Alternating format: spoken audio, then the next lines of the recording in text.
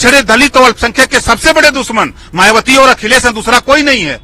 ये अलग अलग लड़ करके समाज को बर्बाद कर रहे हैं, समाज का हिस्सा लुटवा रहे हैं ये दोनों। यूपी की राजनीति में बड़ा उलटफेर देखने के आसार बन रहे हैं, क्योंकि सुभाषपा अध्यक्ष ओम प्रकाश राजभर की एनडीए गठबंधन में शामिल होने की खबरें चल रही हैं।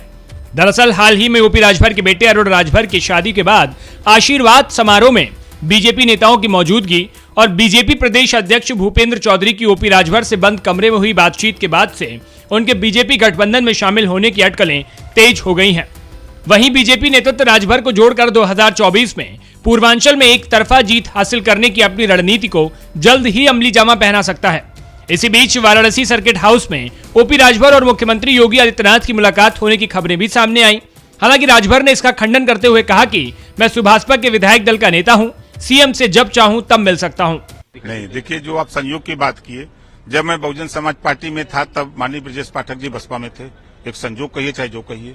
जब मैं बीजेपी से गठबंधन किया तो बीजेपी में गए, वो भी मंत्री बने, हम भी गठबंधन में मंत्री बने, फिर भी दोनों का संबंध, फिर हम छोड़ दिए, हमें मिलते रहे, बराबर मिलते रहे। आज भी सरकार बनी उनकी, वो डिप्टी सीएम बने, हमें मिल रहे हैं, तो हम बराबर मिलते रहते हैं। कि विपक्ष का काम जो होता है, अब विपक्ष अपने लड़ाई से भटक चुका है।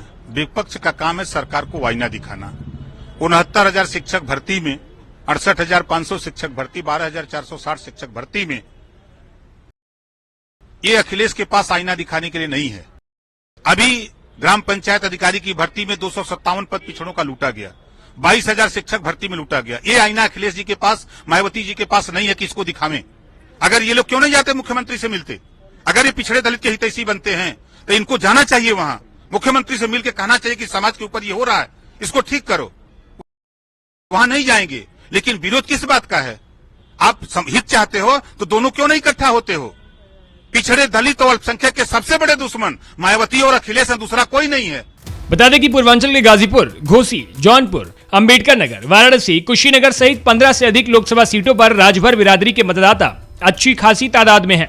यही वजह है कि बीजेपी के रणनीतिकार 2024 में सपा सुभाषपा गठबंधन के इस गणित को अपने पक्ष में करने की तैयारी में है।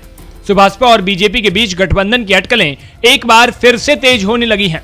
ओपी राजभर की दिल्ली में बीजेपी नेतृत्व से मुलाकात हो सकती है। सुभाषपा प्रमुख बीजेपी के आला कमान के कुछ नेताओं से मुलाकात कर सकते हैं।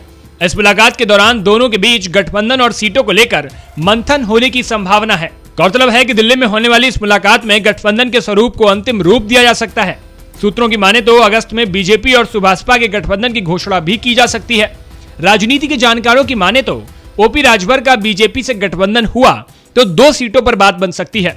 सुभाषपा प्रमुख गठबंधन की अधिकृत घोषणा से पहले उन 2 सीटों को पक्का करना चाहते हैं, जहां से सुभाषपा के उम्मीदवार लड़ाए जाएंगे।